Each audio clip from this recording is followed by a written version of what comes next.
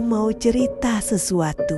Ini kisah nyata, bukan karangan. Cerita ini kudengar langsung dari seorang penjaga sekolah yang sudah bekerja bertahun-tahun di sebuah SMK tua di pinggiran kota. Namanya Pak Jono.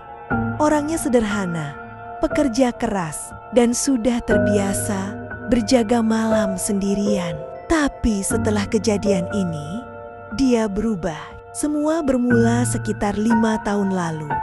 Ketika SMK itu masih sepi murid, gedungnya tua, bangunan-bangunan lama, dengan jendela besar yang kusam. Ada pohon beringin besar di halaman belakang, yang katanya sudah ada sebelum sekolah itu dibangun. Guru-guru dan murid sering mendengar cerita aneh tentang tempat itu. Tapi yang mengalami langsung justru Pak Jono. Malam pertama kejadian aneh itu terjadi, semuanya terasa biasa saja. Pak Jono berkeliling sekolah, memastikan semua kelas terkunci. Waktu itu sekitar pukul 10 malam. Setelah yakin semuanya aman, dia duduk di pos jaga dekat gerbang. Tapi baru beberapa menit duduk, dia mendengar suara aneh dari dalam gedung utama. Suara seperti meja dan kursi diseret di lantai. Pak Jono menduga mungkin ada kucing atau tikus yang masuk. Dengan malas, dia bangkit dan membawa senter, berjalan ke arah gedung itu. Begitu dia masuk, suara itu menghilang. Lorong-lorong sekolah gelap, hanya diterangi cahaya dari lampu luar yang remang-remang. Pak Jono berjalan ke arah kelas-kelas, menyinari dengan senter. Tidak ada apa-apa. Kursi dan meja masih tertata rapi.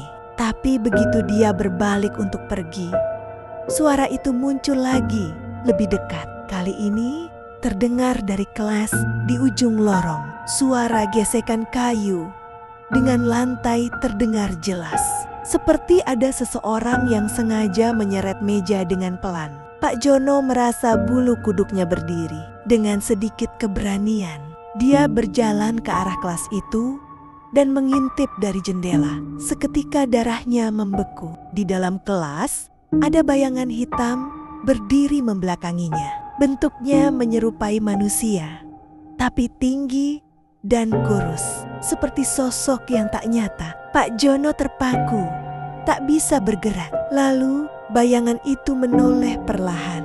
Wajahnya kosong, tanpa mata, tanpa hidung, hanya senyum lebar yang menyeringai padanya. Pak Jono mundur selangkah, lalu tanpa berpikir panjang, dia langsung berlari keluar gedung. Malam itu dia tidak kembali ke dalam sekolah. Dari pos jaga, dia melihat ke arah gedung utama. Dan di salah satu jendela lantai 2, ada sesosok bayangan berdiri menatapnya dalam diam. Setelah kejadian malam itu, Pak Jono semakin waspada. Tapi satu hal yang benar-benar membuatnya ketakutan adalah pohon beringin tua di halaman belakang sekolah. Pohon itu besar, dengan akar-akar yang menjulur keluar dari tanah, seperti tangan yang hendak mencengkeram. Beberapa guru pernah mengatakan bahwa pohon itu angker, tapi tidak ada yang tahu pasti kenapa. Suatu malam, sekitar pukul 2 dini hari, Pak Jono merasa ada yang aneh. Udara terasa lebih dingin dari biasanya. Angin berhembus pelan, tapi daun-daun di pohon beringin itu tidak bergerak sedikit pun. Lalu, dari dalam pos jaganya, Pak Jono melihat sesuatu. Di bawah pohon itu, ada seorang wanita berdiri. Pakaiannya putih, rambutnya panjang, menutupi wajahnya. Dia berdiri diam, menghadap ke arah sekolah. Pak Jono mengucek matanya, memastikan dia tidak salah lihat. Tapi, wanita itu masih di sana. Dan perlahan, kepalanya mulai menoleh ke arahnya. Bukan menoleh seperti manusia biasa. Kepalanya berputar 180 derajat ke belakang. Tanpa tubuhnya bergerak sedikit pun, Pak Jono langsung meraih tasbih yang selalu dia bawa dan membaca doa sekuat tenaga. Tapi saat dia kembali menatap ke arah pohon, wanita itu sudah tidak ada. Yang tersisa hanya suara bisikan halus di telinganya. "Jangan lihat ke atas." Refleks, Pak Jono mendongak, dan di sana, di atas pohon beringin, wanita itu bergelantungan terbalik, menatapnya dengan mata hitam kosong dan senyum menyeramkan. Pak Jono jatuh terduduk, tubuhnya gemetar. Dia ingin berlari, tapi kakinya terasa lumpuh. Lalu, tiba-tiba terdengar suara azan dari masjid dekat sekolah. Saat suara itu berkumandang, sosok wanita itu perlahan memudar, menghilang di antara daun-daun beringin. Malam itu, Pak Jono tidak tidur. Pintu yang terbuka sendiri. Sejak kejadian di pohon beringin, Pak Jono mulai memperhatikan hal-hal aneh di sekolah itu. Salah satunya adalah pintu ruang guru yang selalu terbuka sendiri setiap malam. Padahal, setiap kali dia mengunci ruangan itu, dia selalu memastikan kuncinya benar-benar tertutup. Tapi setiap kali dia kembali mengecek, pintunya sudah terbuka lebar. Suatu malam, dia mencoba melakukan eksperimen. Dia mengunci pintu itu, lalu menunggu di luar dengan senter di tangan. Beberapa menit berlalu, tidak ada apa-apa.